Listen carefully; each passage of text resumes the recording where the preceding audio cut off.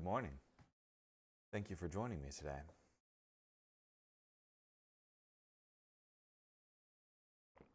This morning we'll be in Exodus, chapter 19, verse 16, through chapter 21, verse 21.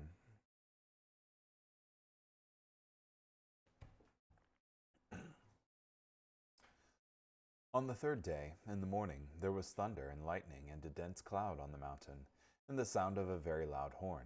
All the people who were in the camp trembled. Moses brought the people out of the camp to meet God, and they took their place at the foot of the mountain. Now Mount Sinai was completely covered with smoke, because the Lord had descended on it in fire. And its smoke went up like the smoke of a great furnace, and the whole mountain shook violently. When the sound of the horn grew louder and louder, Moses was speaking, and God was answering him with a voice. The Lord came down on Mount Sinai, on the top of the mountain, and the Lord summoned Moses to the top of the mountain, and Moses went up. The Lord said to Moses, "Go down and solemnly warn the people, lest they force their way through to the Lord, to look, and many of them perish. Let the priests also, who approach the Lord, sanctify themselves, lest the Lord break through against them." Moses said to the Lord, "The people are not able to come up to Mount Sinai, because you solemnly warned us, set boundaries for the mountain and set it apart." The Lord said to him, "Go, get down and come up, and Aaron with you. But do not let the priests and the people force their way through to come up to the Lord, lest he break through against them." So Moses went down to the people and spoke to them. God spoke all these words, "I, the Lord, am your God, who brought you from the land of Egypt, from the house of slavery. You shall have no other gods before me. You shall not make for yourself a carved image, or any likeness of anything that is in heaven above, or that is on the earth beneath, or that is in the water below. You shall not bow down to them or serve them, for I, the Lord your God, am a jealous God, responding to the transgression of fathers by dealing with children to the third and fourth generations of those who reject me, and showing covenant faithfulness to 1,000 generations of those who love me and keep my commandments. You shall not take the name of the Lord your God in vain, for the Lord will not hold guiltless anyone who takes his name in vain. Remember the Sabbath day to set it apart as holy. For 6 days you may labor and do all your work, but the seventh day is a Sabbath to the Lord your God. On it you shall not do any work. You or your son or your daughter or your male servant or your female servant or your cattle or the resident foreigner who is in your gates. For in 6 days the Lord made the heavens and the earth and the sea and all that is in them, and he rested on the seventh day. Therefore the Lord blessed the Sabbath day and set it apart as holy. Honor your father and mother, that you may live a long time in the land the Lord your God is giving to you. You shall not murder.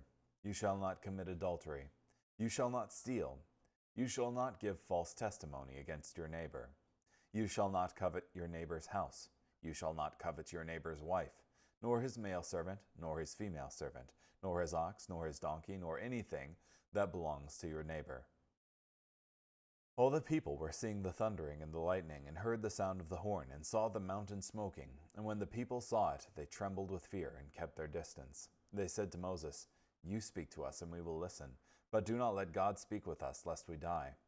Moses said to the people, "Do not fear, for God has come to test you, that the fear of him may be before you, so that you do not sin." The people kept their distance, but Moses drew near the thick darkness where God was. The Lord said to Moses, "Thus you will tell the Israelites, you yourselves have seen that I have spoken with you from heaven. You must not make gods of silver alongside me, nor make gods of gold for yourselves. You must make for me an altar made of earth, and you will sacrifice on it your burnt offerings and your peace offerings, your sheep and your cattle, and every place where I cause my name to be honored, I will come to you and I will bless you. If you make me an altar of stone, you must not build it of stones shaped with tools, for if you use your tool on it, you have defiled it. And you must not go up by steps to my altar, so that your nakedness is not exposed." These are the decisions that you will set before them. If you buy a Hebrew servant, he is to serve you for 6 years, but in the 7th year he will go out free without paying anything. If he came in by himself, he will go out by himself. If he had a wife when he came in, then his wife will go out with him. If his master gave him a wife, and she bore sons or daughters, the wife and the children will belong to her master, and he will go out by himself. But if the servant should declare, I love my master, my wife, and my children. I will not go out free. Then his master must bring him to the judges, and he will bring him to the door of the doorposts, and his master will pierce his ear with an awl, and he shall serve him forever. If a man sells his daughter as a female servant, she will not go out as the male servants do. If she does not please her master, who has designated her for himself, then he must let her be redeemed. He has no right to sell her to a foreign nation, because he has dealt deceitfully with her. If he designated her for his son, then he will deal with her according to the customary rights of daughters. If he takes another wife, he must not diminish the first one's food, her clothing, or her marital rights. If he does not provide her with these three things, then she will go out free without paying money. Whoever strikes someone so that he dies must surely be put to death. But if he does not do it with premeditation, but it happens by accident, then I will appoint for you a place where he may flee. But if a man willfully attacks his neighbor to kill him cunningly, you will take him even from my altar that he may die. Whoever strikes his father or his mother must surely be put to death. Whoever kidnaps someone and sells him, or is caught still holding him, must surely be put to death. Whoever treats his father or his mother disgracefully must surely be put to death. If men fight, and one strikes his neighbor with a stone or with his fist, and he does not die, but must remain in bed, and then if he gets up and walks about outside on his staff, then the one who struck him is innocent, except he must pay for the injured person's loss of time and see to it that he is fully healed. If a man strikes his male servant or his female servant with a staff so that he or she dies as a result of the blow, he will surely be punished. However, if the injured servant survives 1 or 2 days, the owner will not be punished, for he has suffered the loss. Okay.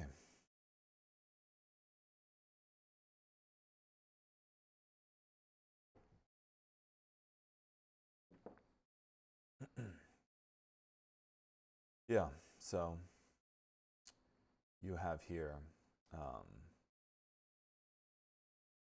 God coming and appearing on Mount Sinai and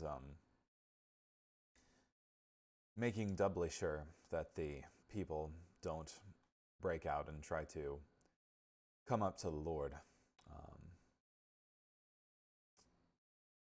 And it being a pretty big display with Sinai being completely covered with smoke because the Lord had descended on it in fire, and its smoke went up like the smoke of a great furnace, and the whole mountain shook violently. The mountain shaking, fire, smoke.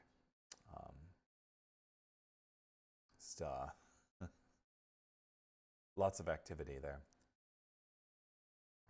And then through all of it, the sound of the horn growing louder and louder.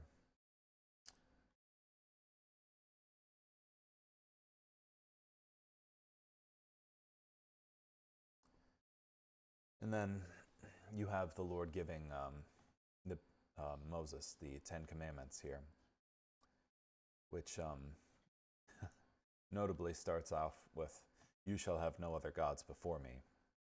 That is,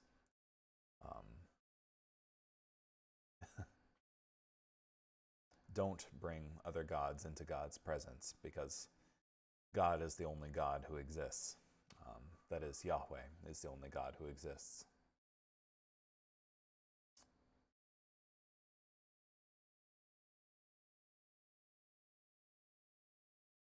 Yeah. Let me see what Guzik has to say here.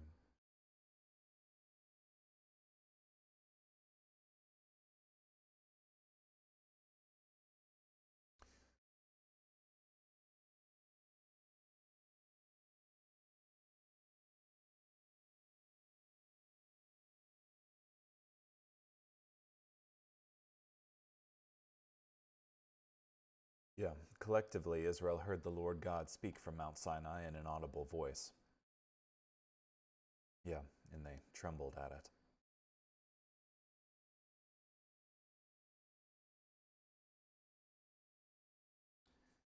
Then the Lord came down upon Mount Sinai, on the top of the mountain. God came in a special presence to Mount Sinai, ready to meet with Moses, as a representative of the whole nation of Israel. As the people trembled in terror at the foot of the mountain, Moses needed courage to go to the top and meet with God. It took courage for Moses to go up in the midst of all the thunder, lightning, earthquakes, fire, and smoke. Yet Moses knew God not only in terms of his awesome power, but also in terms of his gracious kindness.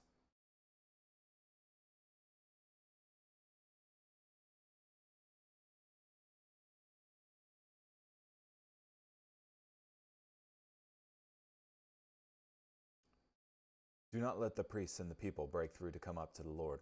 The whole idea at Sinai was exclusion. Exodus 19 describes the awe and fear each Israelite must have felt at Mount Sinai. It is easy to think that this alone inspired them to a holy lifestyle. Many today feel we need to get more of the thunder and fire and trembling of Mount Sinai into people as a way of keeping them from sin. Yet, not 40 days from this, the whole nation would have an orgy around a golden calf, praising it as the God that brought them out of Egypt. Awe is one thing, the submission of the will is another. Israel had plenty of awe, but little submission of their will. Hebrews 12:18-24 says clearly that under the new covenant we come to a different mountain, that our salvation and relationship with God is centered at Mount Zion, not Mount Sinai. Sinai speaks of fear and terror, Zion of love and forgiveness.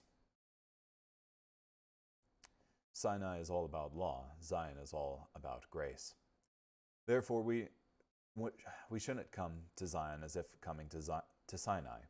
We must put away our hesitation and get bold in coming to God.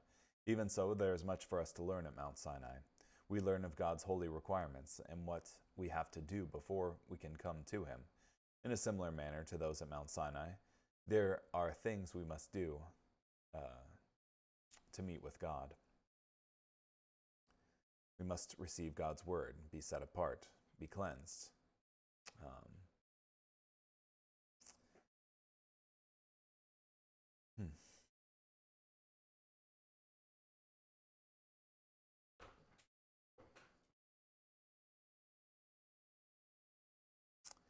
And God spoke.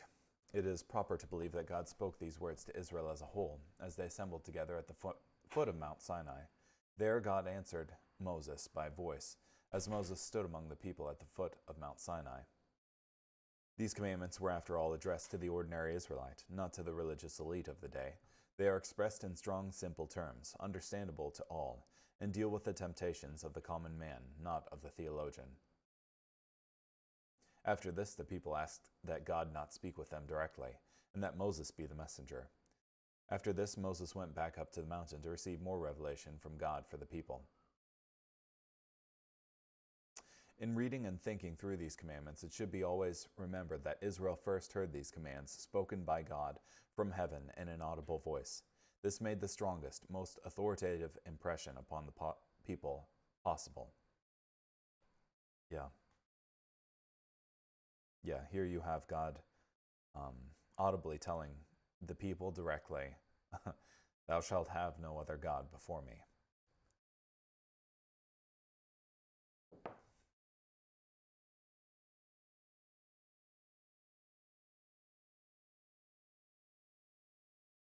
God spoke all these words. The following laws were not invented at Mount Sinai. A few aspects of the Mosaic Law show new revelation, but for the most part it simply, clearly, and definitely lays out God's law as it was written in the heart of man since the time of Adam. It is wrong to steal or murder or covet, not primarily because these sins are forbidden by the Decalogue. They are forbidden by the Decalogue because they were previously forbidden by conscience. And they are forbidden by conscience because they are forbidden by the nature of things, and the nature of things is God. From Mayor.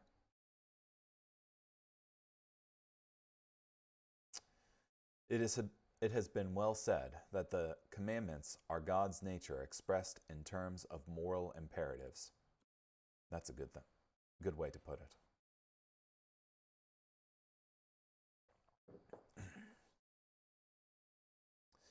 In his book, The Abolition of Man, C.S. Lewis explained how there certainly is a universal morality among men.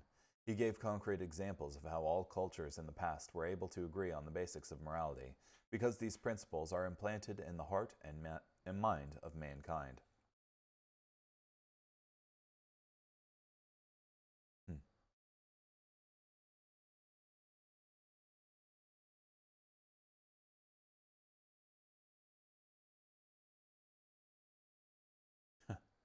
The Code of Hammurabi is another well-known set of laws and principles from the same approximate period. There are some similarities between the Ten Commandments and the Code of Hammurabi, but the differences are even more profound. While Hammurabi mentions the gods of Babylon, the emphasis is clearly on him as the king and lawgiver, with divine authority, of course.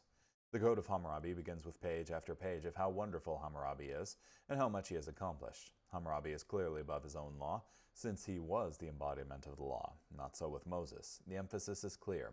God spoke all these words, and no man is above the law. And if memory serves correctly, I believe that in the Code of Hammurabi there's a lot of mutilation as being prescribed as punishments for things like the cutting off of hands and feet. So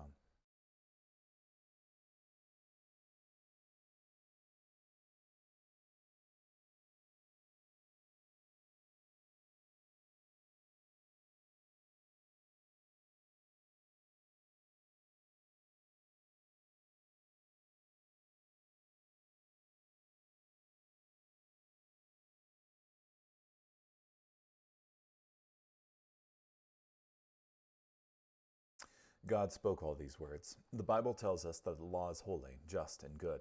It tells us that every good and perfect gift comes from God. These commandments are good gifts that came to Israel and humanity at Mount Sinai. The Ten Commandments are good because they show the wise moral guidance and governance of God. They are good when they are promoted and held as ideals, even when they are not perfectly obeyed.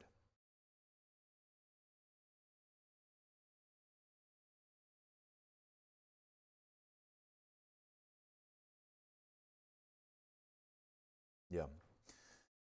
But even if one were to perfectly keep these Ten Commandments, even though I find that improbable, Jesus makes it clear that God will judge the thoughts and intentions of the heart. That is, if you if you don't murder your brother, but you think about murdering your brother if you're angry with your brother in your heart, then God, that separates us from God the same that murder does. And if you lust after a woman in your heart, that separates us from God the same as adultery does. They all serve as sins that separate us from God and deserve punishment from God.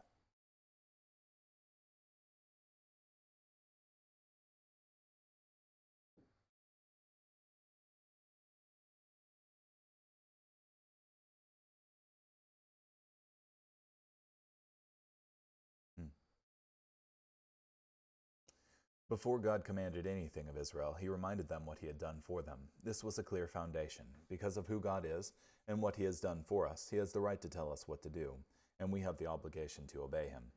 God did not promulgate a code of laws for the children of Israel while they were in bondage, telling them that if they would obey it, he would deliver them. He brought them out of the land of Egypt, out of the house of bondage, and then gave them his law.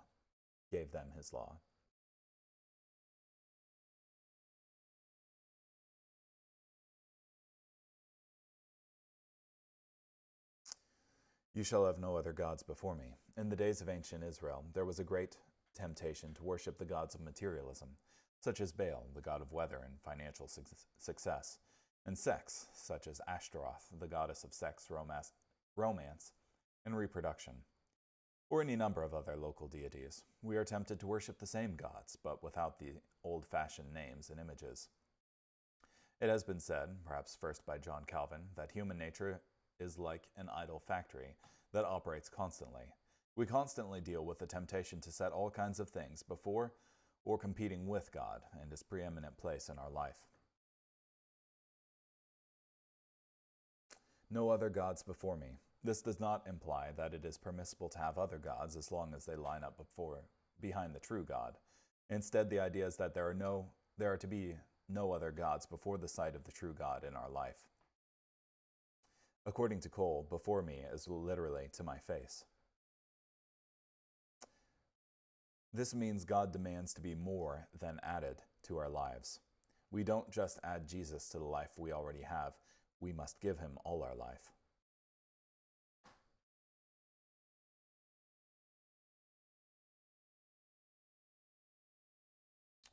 You shall not make for yourself a carved image.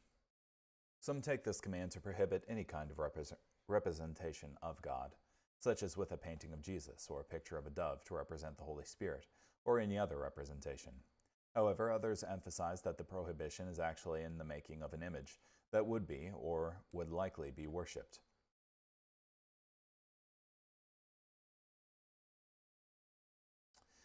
Speaking later of Israel's experience at Sinai, Moses wrote, "And the Lord spoke to you out of the midst of the fire. You heard the sound of the words, but saw no form. You only heard a voice." This established the principle that the worship of God was to be word-based and not image-based. Yeah. If nothing else, it seems clear that God didn't want them to build an image of him and start worshiping that instead.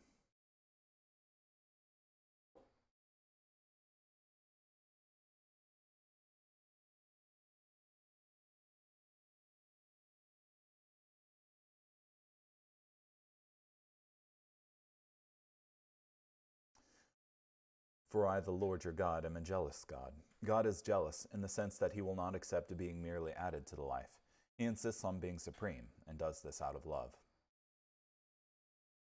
God's jealousy is love in action. He refuses to share the human heart with any rival, not because he is selfish and wants us all for himself, but because he knows that upon that loyalty to him depends our very moral life. God is not jealous of us. He is jealous for us. Yeah, and indeed, he's jealous for what's best for us, because he's the very being from which we derive our being, and being apart from him is dissolution. So, God is jealous for our good. Zealous might be a better translation in modern English, since jealousy has acquired an exclusively bad meaning. Yeah. Or there's the jealousy of a husband for his wife, too. That can be healthy in that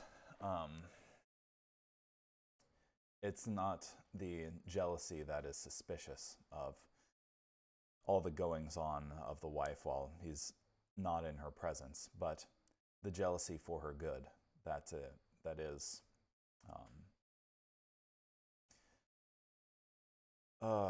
keeping the union before God,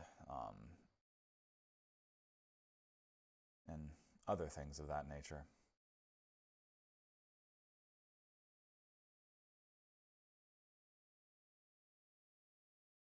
You shall not take the name of the Lord your God in vain. There are at least 3 ways this command is commonly disobeyed. Profanity, using the name of God in blasphemy and cursing. Frivolity, using the name of God in a superficial, stupid way. Hypocrisy, claiming the name of God but acting in a way that disgraces him.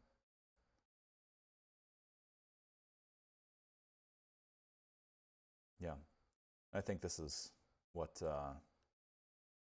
spawned off the Jewish tradition of not mentioning the name of Yahweh at all, but rather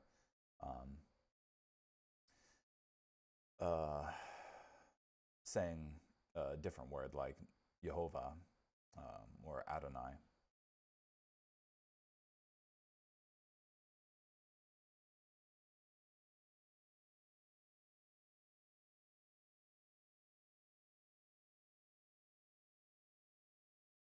Then the Sabbath, you shall not murder, commit adultery.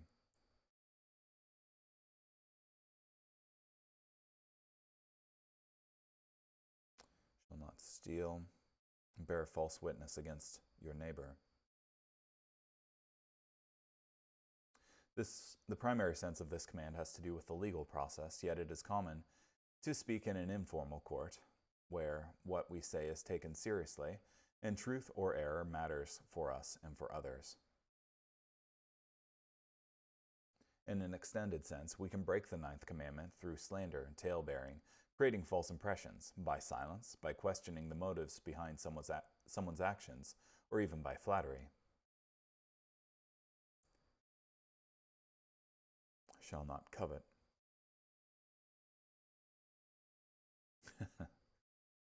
But that's what our advertising is based on.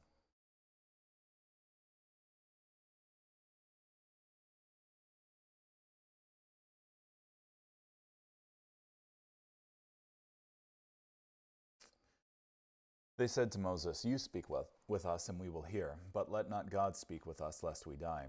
One might think that Israel loved the dramatic experience at Mount Sinai, and especially the honor of hearing God's voice like a loudspeaker from heaven. Instead, because of the great awe and dread they felt, they wanted God to stop speaking to them directly. Biblically speaking, an up-close encounter with God could just as often be troubling as it might be comforting.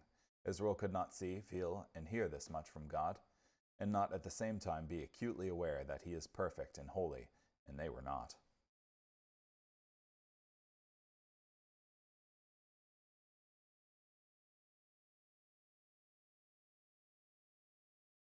You speak with us, and we will hear. In following generations, Israel interpreted the law downward so it could be more easily obeyed, removing the heart and intent of the law. Jesus exposed the shallow understanding of the law in His Sermon on the Mount.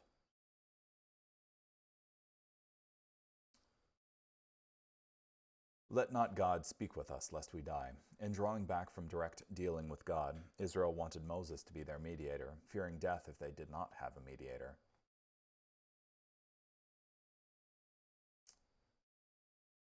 Man's desire for a mediator, someone to act as a go-between with us and God, is only good if it is fulfilled in Jesus Christ. For there is one God and one mediator between God and men, the man, Christ Jesus.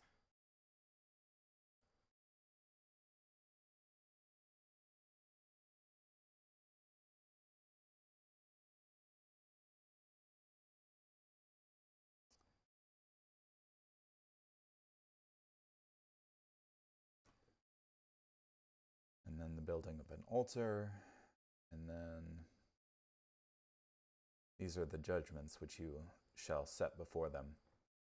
Exodus chapters 21 through 23 contain many laws on a wide variety of subjects, including employment law regarding the treatment of servants, murder, manslaughter, and violent assault, liability for one's animals and responsibility for the animals of others, theft, responsibility and restitution, rape, dowry, and the value of a woman's virginity, idolatry and sorcery, treatment of disadvantaged people in society, money and property lending, justice and equal standing before the law.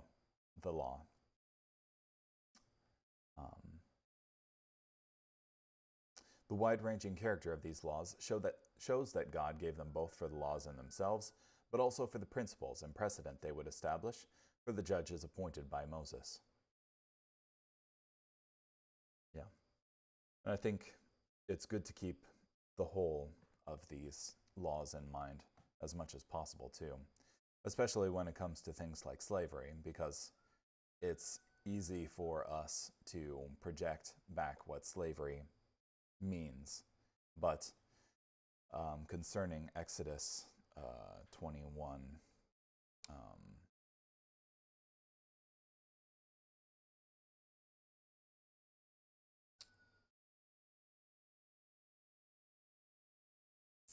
16, whoever kidnaps someone and sells him, or is caught still holding him, must surely be put to death.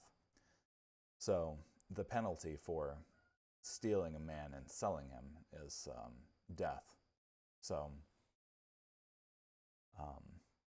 it's important to note what is actually being said here and not push our own interpretations on it.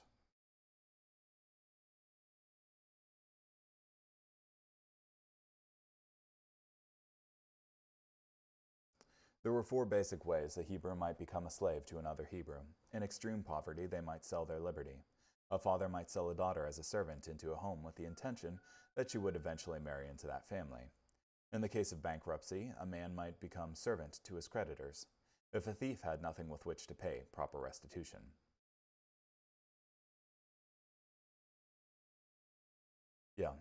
Normally, slavery was chosen or mutually arranged, of limited duration and highly regulated. He shall serve 6 years, and in the 7th he shall go out free and pay nothing. In all of the 4 above-mentioned cases, the servitude was never obligated to be lifelong. The Hebrew servant worked for 6 years and then was set free. He was more properly an indentured laborer, bound for 6 years. At the end of the 6 years, the servant went out with what he came in with. If the master provided a wife and therefore children, the wife and children had to stay with the master until they had fulfilled their obligations or could be redeemed.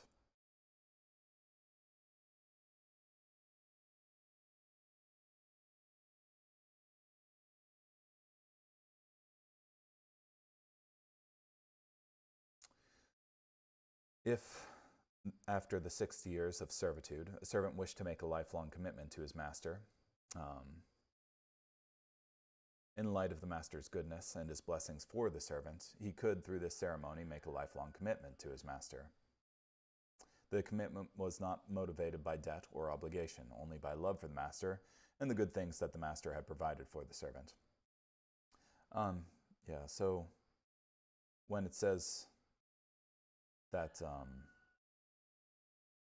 if his in 21:4, if his master gave him a wife and she bore sons or daughters, the wife and the children will belong to her master and he will go out by himself.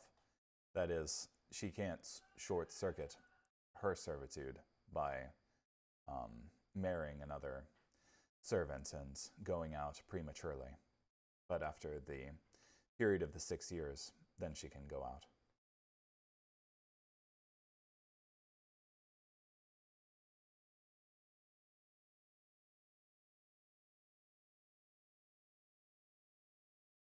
If a man sells his daughter to be a female slave, the matter described here seems to describe the selling of a young female as a slave to a family with the intention of marriage.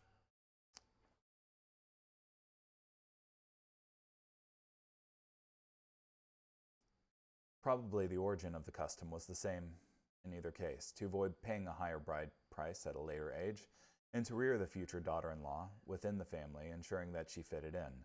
Such an attitude to slaves abolishes slavery, except in name.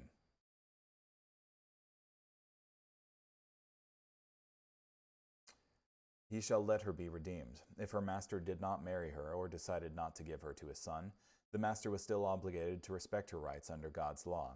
He had to treat her well and give her the opportunity to escape the obligation of servitude. Then she shall go out free without paying money. If the household failed in their obligations toward the girl, received into the home with the expectation of future marriage, she was granted freedom.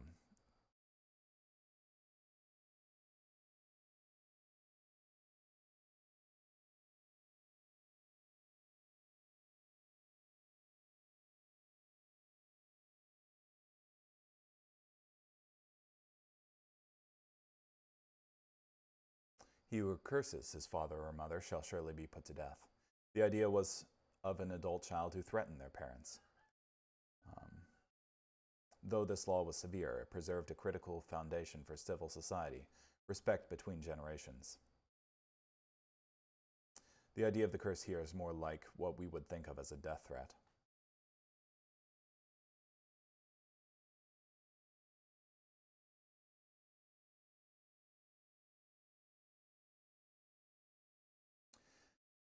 If a man beats his male or female servant with a rod, so that he dies under his hand, he shall surely be punished. Notwithstanding, if he remains alive a day or two, he shall not be punished, for he is his property. Yet the master was not to be punished if the servant did not die immediately. Perhaps this was a way to determine intent, with the idea that if the servant lived for several days, it was an indication that the master must not have intended to murder him. The idea was that if the victim did not die immediately, it was evidence that he was struck with the intention of discipline and not murder.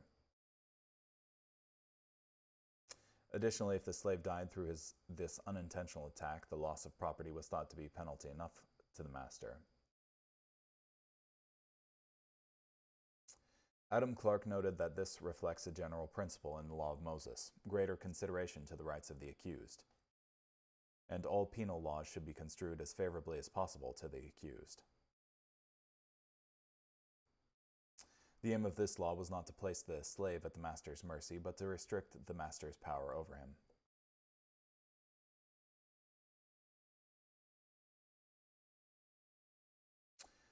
He shall surely be punished. He is his property. These laws together paint a picture of the idea behind slavery in ancient Israel. A servant was a person who could not be murdered, yet they were also considered the property of the master until their obligation was fulfilled. Interesting. Well, thank you so much for joining me today. Hope you have a great day. Bye.